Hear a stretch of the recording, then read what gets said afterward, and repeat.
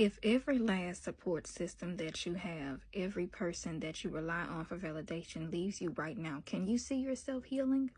Can you see yourself happy? Can you see yourself secure? Be honest with yourself. Can you see yourself just at peace? I ask that because this is mainly for the people who are healing in their healing journey.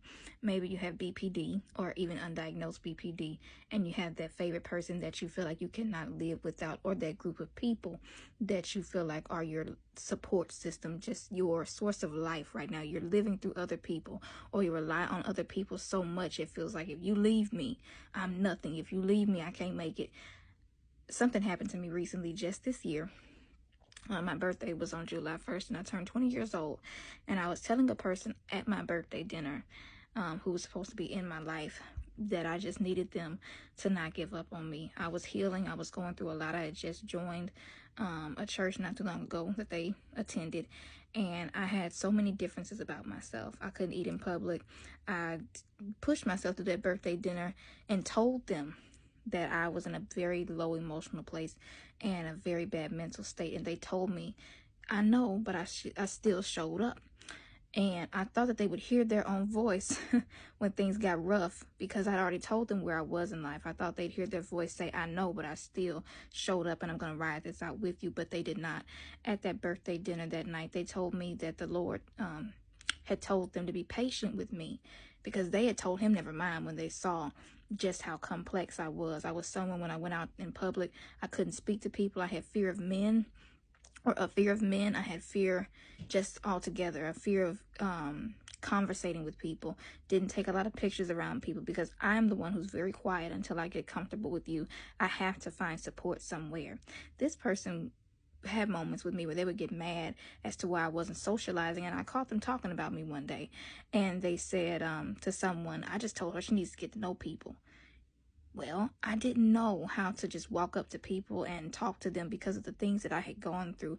I had pushed myself to just be this grown up. So when people were going around older than me, just living life like they were children running around playing volleyball, I didn't know what that was about. Stay with me, because I got a message in this. I asked them, well, how did you go about meeting people? Because I caught them, talking about me.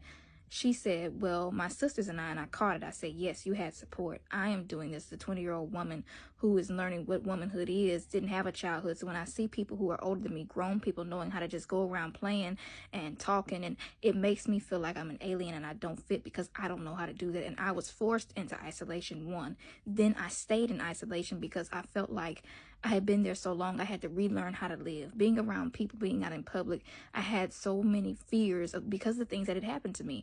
I have been held at gunpoint before and abused. I've been, I don't want to say too much, but I have been put in some very bad traumatic events. My point is this: when they gave up on me, it was out of the blue. I had struggles. I already talked about them. I was mad at God. I was skipping church sometimes, because when you heal in front of people, people have so much to say. I'd rather just stay home than not have people saying they're going to pray for me. But I know they're not really praying for me. They're praying for me that their opinions created. You're praying for the one that you misjudged and mislabeled. And from that is where you're praying. You're not praying for me from a pure heart. You're praying for me based off the gossip that you hear, that you receive, and that you pour out about me. So I'd rather stay home. And I know that some people will talk about me for that, but that was just what I had to do for my peace. But my main point is this: the day she gave up on me was the day that I got my strength back. I was relying on that person. I could not breathe correctly. How she viewed me mattered to me more than how I viewed myself. And finally, when she gave up on me, and I heard everything that my overthinking was telling me, I was right. Everything that my trust issues were telling me, I was right. I told her on my birthday, when, not if, but when you get tired of me, just let me know, because I never want anybody to lose themselves trying to hold on to me.